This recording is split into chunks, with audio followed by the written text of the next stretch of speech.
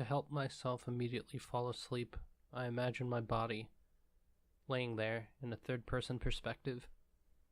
I then pick up an eraser, take that image, and begin scrubbing away my physical existence to where only my spirit remains.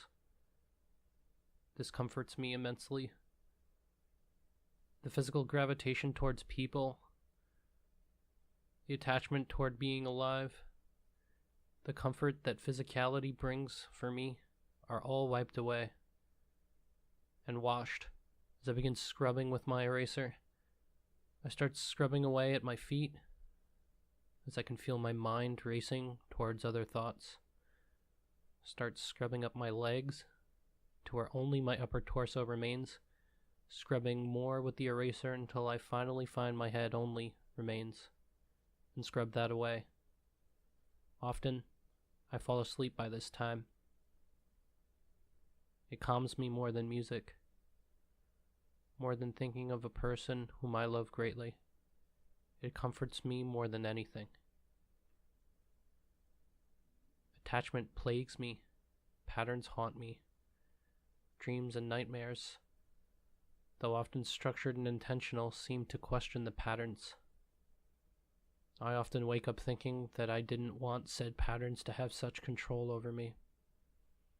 There is a constant fear and angst of the patterns catching up with me, that karma will strengthen its vice over my spirit, even after I escape the physical realm.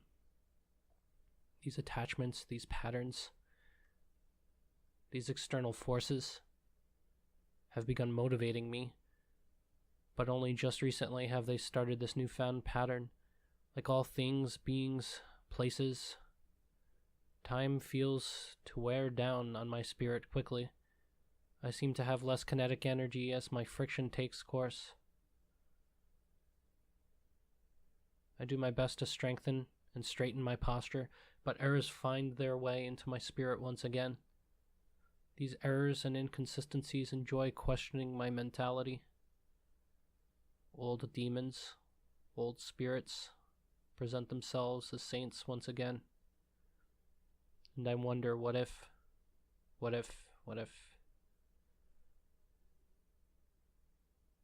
My focus is broken once again. My attention shifts. I want to reorient myself on my goals concurrently. I find myself waking up and forgetting about the progress I've made. The significant and difficult escape from putrid environment I was once in. Nightmares like everyday thoughts. Dreams like long-forgotten wishes. Motivations comparable to friction itself. Decaying and wearing down anything that was once considered goodness. I find it harder to believe in anything to this day. I am becoming more pragmatic through the counsel and analysis of thought.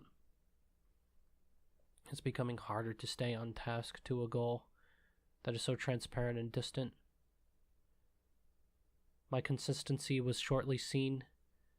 My compassion was shortly admired. I feel forgotten once again. I now feel comparable to friction once again, wearing forces down, stopping the momentum of forces in which I have no right to. Unfortunately, this seems to happen during the self-fulfillment of my own prophecy. Perhaps it would be ideal for me to be selfless once again, to push my own desires and thoughts aside, to seek to become truly neutral once again. It has only been the pain and anguish that has made me conscious of my own existence once again. I was pushing that identity and that greed deep below the surface to not be seen by anybody at all. An internal dialogue overlooked. A soliloquy spoken in deep space only for the traffic of rocks to hear. I told nobody, spoke nothing. A vow of silence offered to no god, no spirit. Hoping to attain and maintain nirvana, positively infecting other spirits. And then a person came by. Like always, it shakes up my world like a massive earthquake. unpredictable to great magnitude. My spirit panics to survive. I want to travel back into my childhood, relive that feeling of seeing all objects, all people, everything in the sky, appreciated, loved, and condemned for utility. Seeing objects themselves as mediums and conduits of humanity. Seeing materials waiting to be controlled and regulated for benefit. The only problem is that sometimes these mentalities extenuated into the spirits of others. I often thought, like other objects, people can be controlled for one's own benefit as well. Unfortunately, others never grew out of that mentality. I seemed to be washed up, used, abused. That naivety is self-preservative, protective, conservative, and productive towards one's youthful, goal-oriented spirit. Seeing things as agents, knowing that their potential is waited to be tapped into, potentiality unknown, undiscovered, but waiting for a human to touch it and drain its energy. That naivety is overly simplistic, assumes that almost no effort is required to attain such goals. I remember synthesizing my weaknesses through my adolescence, hoping and wondering if there was a path for my lost and isolated soul. Being a conduit and a medium for others to find themselves was and is fulfilling for me. It does come at a cost, though. Self-identity is easily lost during the process. Sometimes I attempt to talk about myself so that others may ultimately learn about themselves. Often, even my identity is used as a metaphor for others to look inward. Consistently, my selflessness is both a symptom and penalty of this goal of mine, and it can cost me my life, my future, and my sanity. But these conflicting goals must coexist in order for me to attain what I want in life, to give others what they want. My vocation is unique, and it requires meticulous care. I can see it being practical that most with the same goals would drive themselves insane after a long time focusing on well-beings of others, that they lose themselves in the equation. So focused on problems and their solutions, they rarely ever revel in the benefits of success. As soon as success is attained, calamity kicks in until another problem arises. This world is riddled with problems from start to finish. They don't ever stop presenting themselves. Chaos in its truest form. During these ruminating goals and convalescent wishes, memories are especially important. Survival is specifically key. It's easy to not focus on having that next meal, on preparing a plan for mental or physical hygiene, self-maintenance, achievements, or memories when your life revolves around the spirits of others. Where chaos affects you, it affects them and therefore affects you once again threefold. Empathy, according to your goals, should be everlasting. A virtue that never escapes you, in order to encourage and spread it among humanity. Empathy, according to your survival, should be like a light switch, a virtue that is escapable for your own self-preservation and perishment. The battle between lifelong goals and purpose and survival continues. Perhaps that's the only true, consistent battle. As you gain your neutrality, understanding, and yearning to learn, you know this is now more. Before, it was a battle between good and evil, but perhaps this is not the case. Dualistic nature is not at all equal in their values. The sense of good versus evil is not nearly the same or nearly as comparable as the battle between self-prophecy and survival. Perhaps this is the true battle. All of the troops on both sides of the war become far less powerful when you consider it this way. Perhaps universal thinking costs you individuality. Perhaps being more mindful and meditative is a better way to think more universally, instead of constantly thinking in means of virtues and vices. Perhaps realizing the most simple of conflicting thoughts, delving into humanity's dualistic nature, is the best way to weigh one's own options and ambiguity. I don't understand why the person I was at 13 and the person I was at 23 were not so different. Experiences, lessons, and knowledge different.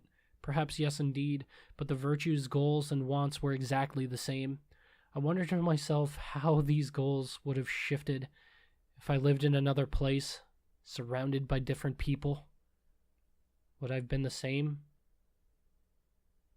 Would things still be weighed equally? I haven't changed in these ways. I imagine violently taking control of my life and condemning it to success. But I don't think I have the willpower to put such force on my own behalf. Recently, I imagined a newfound future just because of another person, just because of what they mean and did to me. Because I wanted to make things better for myself and them so greatly that it was an obsession. I cannot forget the life I've created, made true, and have prophesized for myself, both then and now. And I wanted to win, both then and now. The empathy will always last, I know it will. It's a part of me. I cannot shut that part off. As it's costed me, I've become more civil and self-controlled, but the empathy, it is inevitable. It's time I get more selfish. It's also time I focus and meditate on the here and now. I need to improve my skills to be self-preservative, and I need to increase my potential to be more adept. Meditating has been uncomfortable, even for me as a writer, specifically because this means that memories become so prominent and personalized. I've been doing my best to avoid personalization to benefit others, to become this conduit of peace and efficacy for others. All I've wanted is to improve them, to make their lives better as my only goal, to make others happy.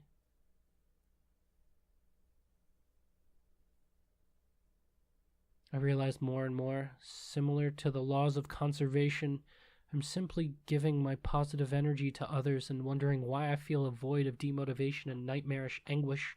It's because I've given away all I have to give. The memories are nullified because there isn't everlasting substance behind them. All that I have to remember has come and gone as fast as I can create anything in any type of storyline. It has perished faster than any spoken words, survived less, and spoiled more than any unrefrigerated food. When I was younger, my naivety enabled me to be more mindful, more existential, and more elegant with my goals. With time, with perishable wants and needs, my goals have not faded. I'm realizing that I have many goals, which are equally prioritized, and I have a hard time balancing them all. It's time to go take care of myself, straighten my face, and reapply myself towards these goals once again. There won't be a day that passes where I don't lose sight of this conviction. Not now, not again. And so a new prophecy has been written. A new prophecy begins. I'm going to make it so. It's created. It's written on canvas. It starts now. Until next time.